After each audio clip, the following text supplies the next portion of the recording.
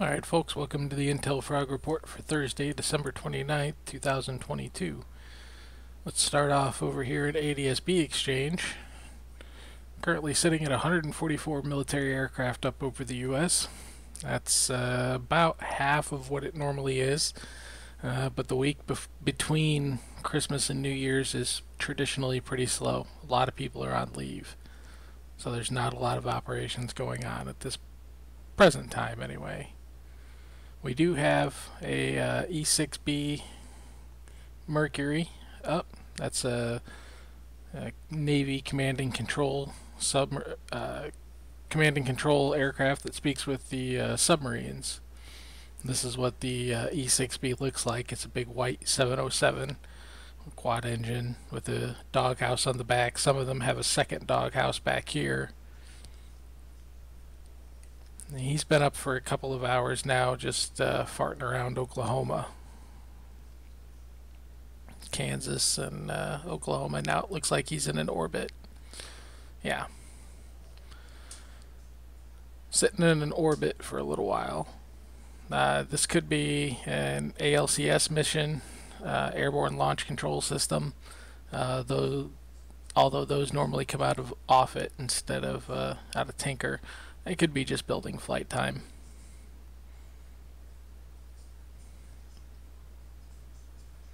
We got a few P8s up. A couple of them just disappeared. Looks like 5 P8s up. All of them appear to be using tactical hexes. And this is what the P8 looks like. It's a Navy sub-hunting plane.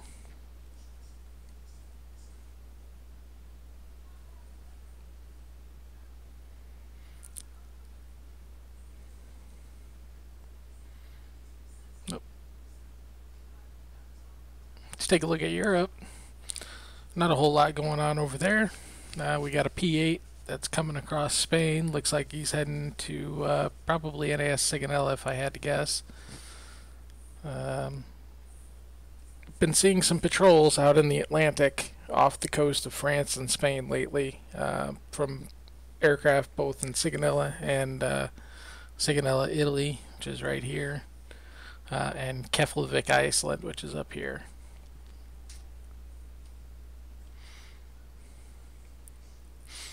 Take a look at interesting TFRs and NOTAMS. Notices to air mission. Looks like we've got airspace reservation that's going to be active from 1:15 Eastern to 7:01 p.m. Eastern. That's usually where the E6s go out and let their 5-mile long trailing wire antenna out to do the extremely low frequency communications with the subs. Another one here that just popped up. Another airspace reservation. And that's active at the same time, so could be working with that one. We got a couple of TFRs here in Los Angeles. VIP TFRs. I think this is for the VEEP. Vice President is currently en route. There she is. Air Force 2 is just coming across southern Colorado, northern New Mexico right now. It's heading for the LA area. But these are the same 3 TFRs as usually pop up when she's out. Now this one's for a football game. That's on January 1st for SoFi TFR Stadium. Or SoFi Stadium TFR for the LA Rams at the LA Chargers. And what's this one here by Pasadena? That's probably for the Rose Bowl. Yeah, Rose Parade TFR and the Rose Bowl.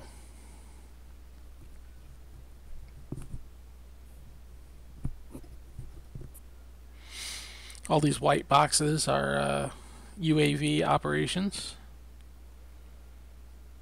You see Texas has quite a few UAV operations, especially down along the border.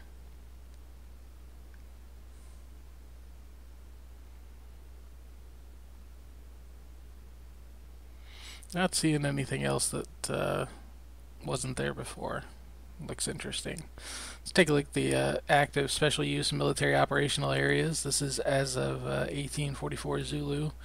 So as of about 15 minutes ago, you can see the MOAs all along the border here are active, so expect to see some aircraft working in these areas, southern Arizona and the boot heel of New Mexico. Other than that, doesn't look like anything else is notable. Let's move on to headlines. Air Force quietly speeds up plans to eliminate spy planes on the front line of America's fentanyl war. So this is the RC-26B. Has a little full motion view HD camera down here. Underneath of it can record evidence quality material. The National Guard has been using these, supporting the DEA and state and local law enforcement in surveillance of drug dealers and trafficking operations. And the Air Force is slated to divest itself of the RC-26 fleet by April of 2023. However, they've sped that up to the end of this month.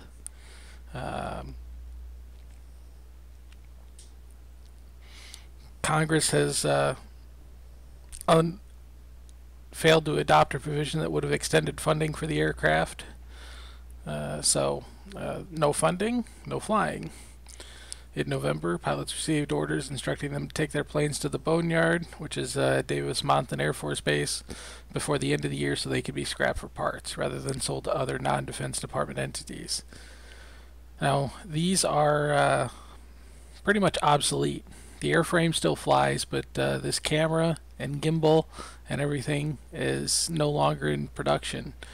So they're having to steal parts out of other RC-26s in order to have a functioning RC-26s. They're have to rob old parts from old RC-26s. So no longer in production. So they kind of the end of life, end of span for this aircraft.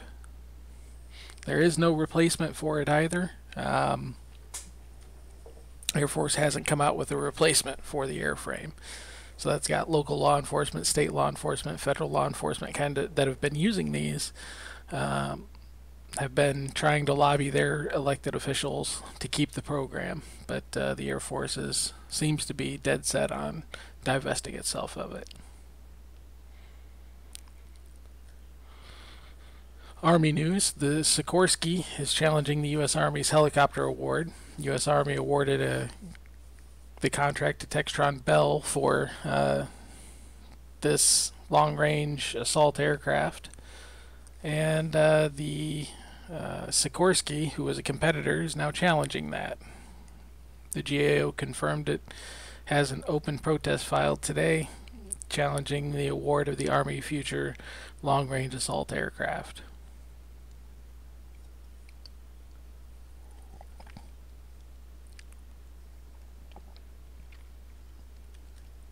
So it'll take a few months to work that out. U.S. Coast Guard rescued 6 people illegally attempting to enter our country stranded on Padre Island. So this deep cold that we've had over the last several days has gotten even far down into South Texas. And 6 illegals who were trying to enter the country illegally were rescued by the Coast Guard after calling in saying they were stranded on Padre Island. So the Coast Guard launched an MH-65 and an HC-144 Ocean Sentry, and the Dolphin MH-65 landed nearby on Padre Island, made contact with them, with the individuals, and they loaded them on the aircraft and evacuated them to land into the Border Patrol's custody. At the time, outside temperature is 21 degrees with a wind of 25 to 28 miles an hour with gusts up to 40. And they put a guy on the end of the wire and stuck him out, kicked him out the side door, and lowered him to the ground. That's, I don't know, they got bigger cojones than I do, that's for sure. Thank God for the Coast Guard, though. U.S. Navy declares full rate production for Marine Corps CH-53. This is what the aircraft looks like. So it's going into full rate production, allowing the Marines to double their annual buys of the aircraft for the next 3 years.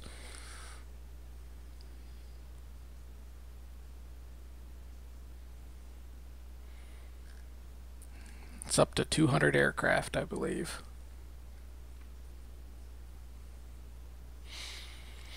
Big milestone for the U.S. Navy. The Naval Air Warfare Center demonstrates unmanned cargo delivery to a moving warship.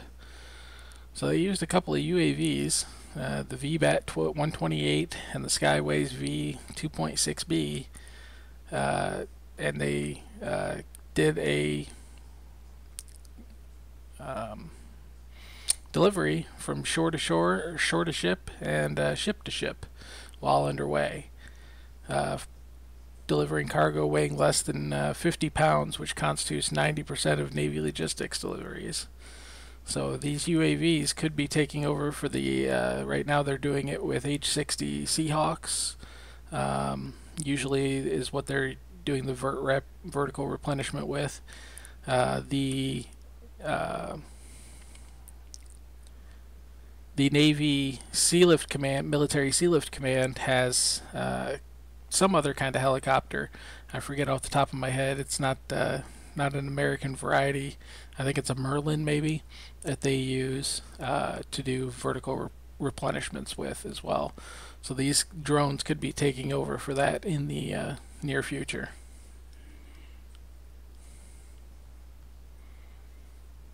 Oh.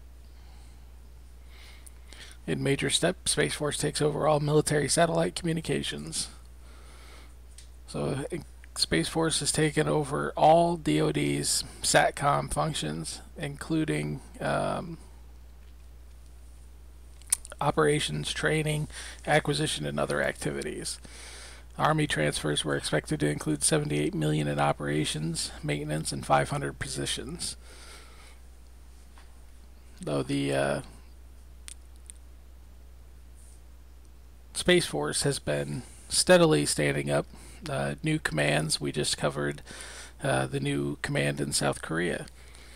So they're increasing in their capability and increasing their footprint within the within the services, I'm sorry. Let's take a look at the ports. Here we look at the Port of LA and Long Beach. We've got a few vessels that are waiting to get in, but nothing like we saw with over 100 vessels that were staged out here. It looks like business at the port is picking back up. The port looks pretty full today.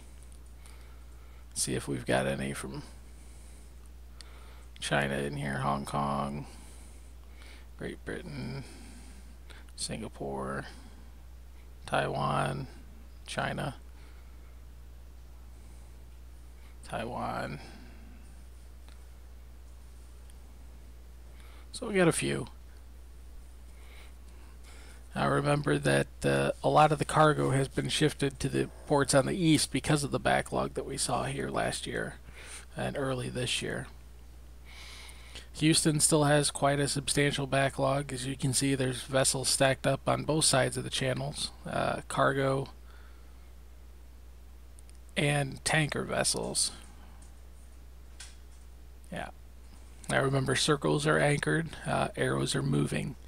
So these little circles here are all at anchor, not moving. Let's take a look at Savannah. So we've got 7 ships that are waiting to be in. That's down from the high of 40 that we saw over the last several weeks and several months. So they've been chipping away at that backlog slowly and steadily, and they're down to 7 ships now. They were actually down to 5, I think, over the weekend, but with the holiday that wasn't unexpected. They've had a couple of ships come in since then. Alright folks, that's going to do it for the TheIntelFrog Report for today. Thanks for watching, and remember to hit the like and subscribe so you can be notified when new videos come out.